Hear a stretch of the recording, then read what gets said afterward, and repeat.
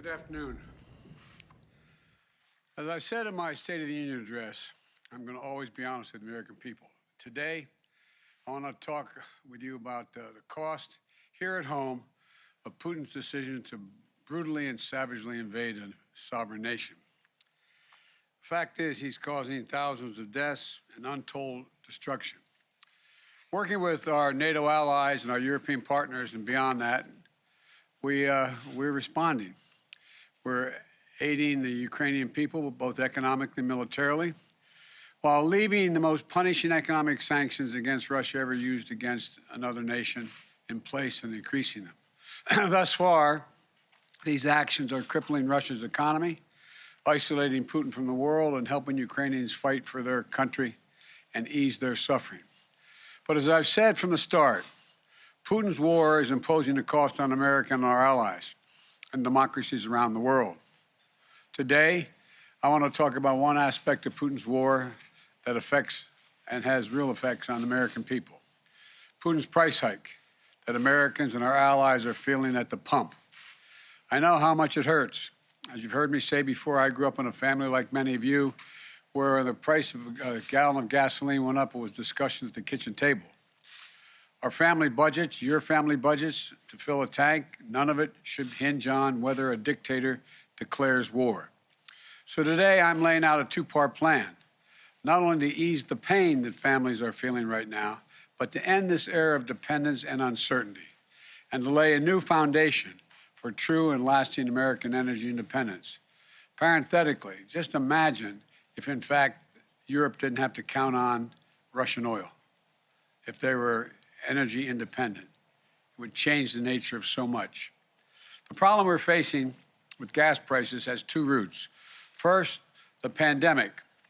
When COVID struck, demand for oil plummeted, so production slowed down worldwide. Because of the strength and the speed of our recovery, demand for oil shot back up much faster than the supply. That's why the cost of gas began to rise last year. The second route is Vladimir Putin. The start of this year, gas was about $3.30 a gallon. Today, it's about averaging $4.20, $4.22. It's higher in many states. Nearly $1 more in less than 3 months. And the reason for that is because of Putin's war. And now many people are no longer buying Russian oil around the world. I banned the Russian import of oil here in America. Republicans and Democrats in Congress called for it and supported it. It was the right thing to do. But I said at the time, it's going to come with a cost. As Russian oil comes off the global market, supply of oil drops and prices are rising. Now Putin's price hike is hitting Americans at the pump, which brings me to the first part of my plan. To immediately increase the supply of oil, our prices are rising because of Putin's action. There isn't enough supply. And the bottom line is, if we want lower gas prices, we need to have more oil supply right now. For U.S. oil companies that are recording their largest profits in years, they have a choice. One, they can put those profits to productive use by producing more oils, restarting idle wells, or producing on the sites they already are leasing, giving the American people a break by passing some of the savings on to their customers and lowering the price at the pump. Or they can, as some of them are doing, exploit the situation, sit back, ship those profits to the investors, and while American families struggle to make ends meet. Look, this is a moment of consequence and peril for the world, and pain at the pump for American families. It's also a moment of patriotism. I want to acknowledge those companies that have already announced they're increasing immediate production. They're investing money to produce more oil, and also clean technology we need to reduce our dependence on oil in the future. They have everything they need, nothing standing in their way. And they've indicated they will be producing an extra 1 million barrels of oil per day, probably starting as early as this fall. That's progress. But some companies have been pretty blunt. They don't want to increase supply because Putin's price hike means higher profits. One CEO even acknowledged that they don't care if the price of a barrel of oil goes to $200 a barrel. They're not going to step up the production. I say enough. Enough of lavishing excessive profits on investors and payouts and buybacks when the American people are watching. The world is watching. U.S. oil companies made nearly $80 billion in profit last year. And this year, those profits are expected to continue to soar.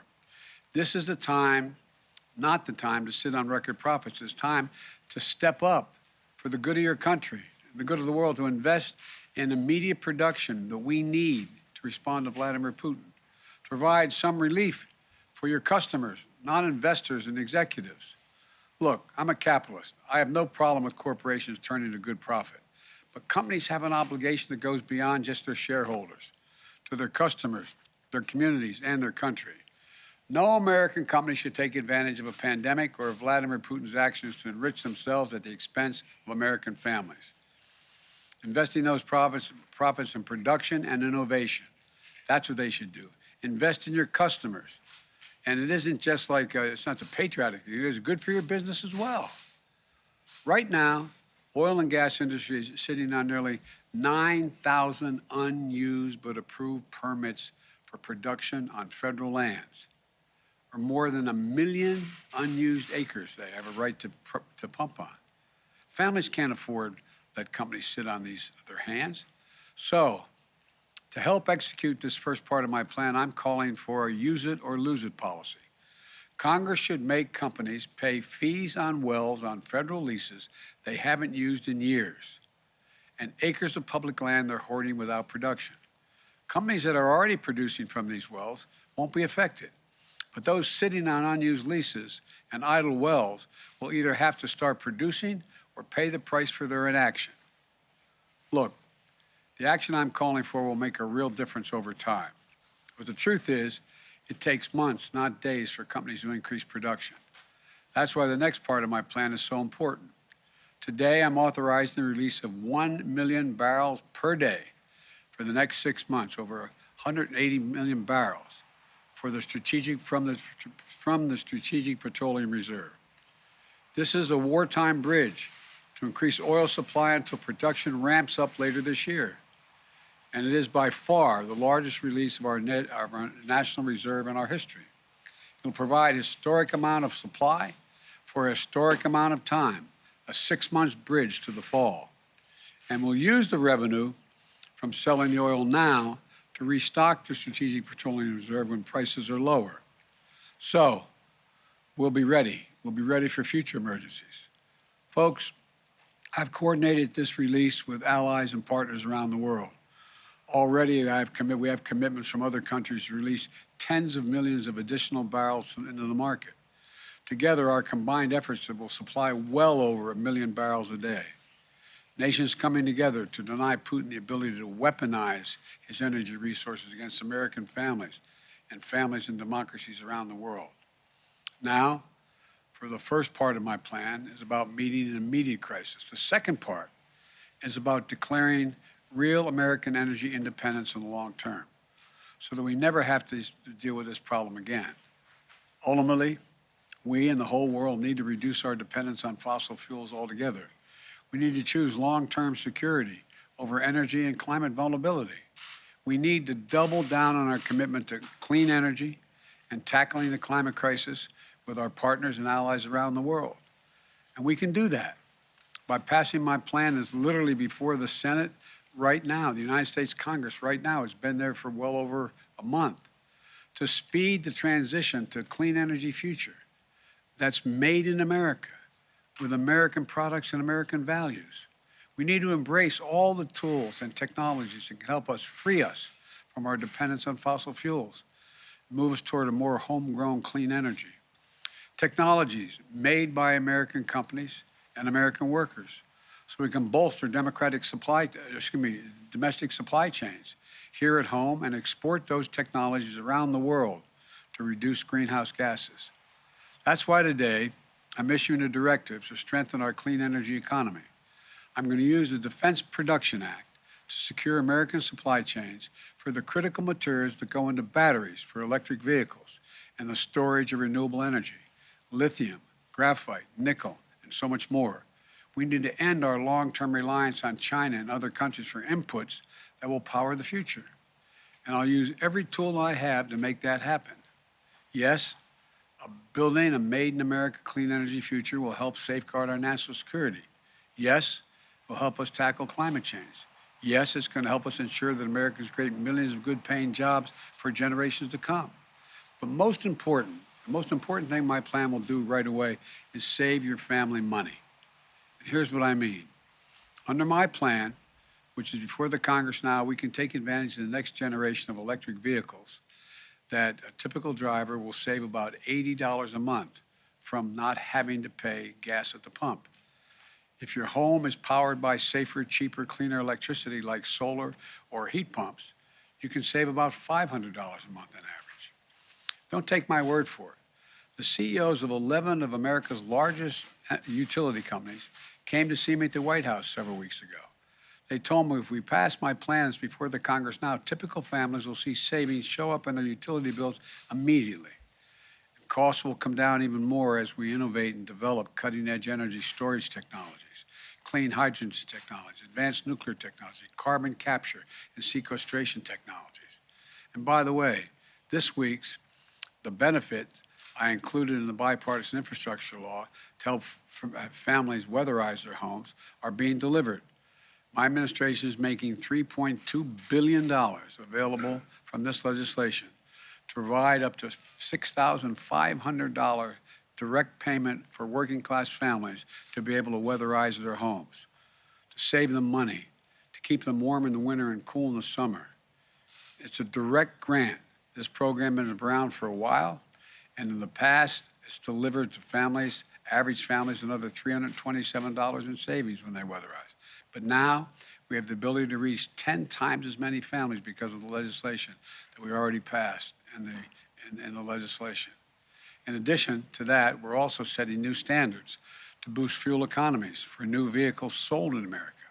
Within 5 years, we're going to travel 10 miles more on every single gallon we have because the average fuel economy of 49 miles of the gallon is going to be required.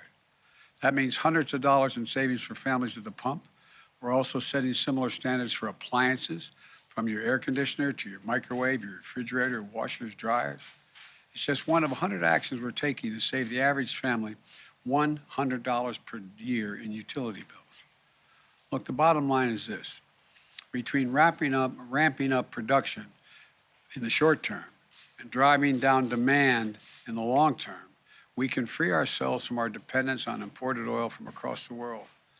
Look, I know gas prices are painful. I get it. My plan's going to help ease that pain today and safeguard against tomorrow. I'm open to ideas to strengthen the plan, but I will not be put off and put it on hold. It's time to deliver true long-term energy independence in America once and for all, and I'm going to continue to use every tool at my disposal to protect you from Putin's price hike. It's not time for politics. Americans can't afford that right now. So let's meet this moment together. Remember, we're the only nation that has turned every crisis we ever faced into an opportunity. We have a crisis, the price at the pump. So let's show some true strength in this nation, show our unity, our resolve, our innovative spirit in America, and come out of this long term much better off. If we stand up to the bullies of the world, the autocrats and dictators, we stand up for those who are ready to unite with us, United States of America. So may God bless you and may God protect our troops. Thank you. Mr. President, how badly is Vladimir Putin being misinformed by his advisors? That's an open question. There's a lot of speculation, but he seems to be, I'm not saying this with a certainty, he seems to be self-isolating, and there's some indication that he has fired or put under house arrest some of his advisors. But I don't want to put too much stock in that at this time because we don't have that much hard evidence. Mr. President, how much in monetary terms do you estimate today's announcement will reduce gas prices, and when can Americans expect to see these changes? That's a really important question, and there's no firm answer to it, but prices already came down. when it was announced ahead of time that Biden was going to release so much energy from so many barrels of oil from the Spro. They're already come down. My guess is we'll see it come down, continue to come down. But how far down, I don't think anyone can tell. And there's going to be a slight delay because if you go out there and you're a gas station and you purchased X amount of gas at a certain price, you're not going to lower the price of the pump until you're able to get back what you invested. And that, I'm talking matter of, I think, days and weeks. But it's hard to tell. And the other thing is, but it will come down. And it could come down fairly significantly. It could come down the better part of, anything from 10 cents to 35 cents a gallon. It's unknown at this point. I'm also waiting to see whether or not our allies exactly how many barrels they release from their supplies now. My guess is it could be as high, somewhere between 30 million to 50 million barrels. And the higher the number, the more likely the prices to come down. Thank you all very much. I appreciate it. Thank you. Mr. President, have you seen any signs? Mr. President, have you seen any signs that Putin is pulling back his forces? Okay, guys, we need to move quickly. Let's go.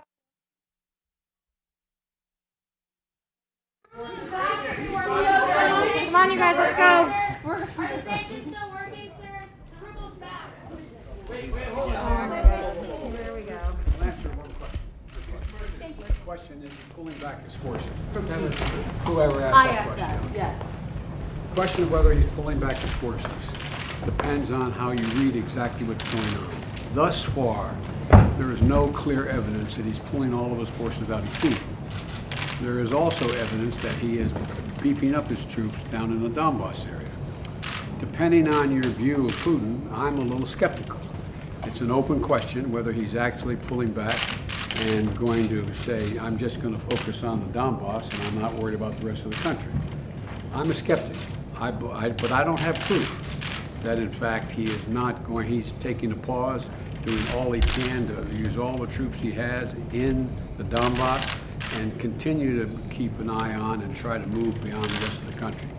Don't know the answer, but it appears so far that he has not pulled all of the idea he's pulling all the troops out from around Kyiv and moving south. There's no evidence that he's done that. Does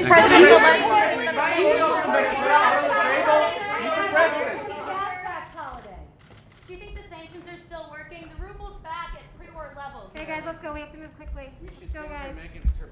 No, we shouldn't. Happy birthday.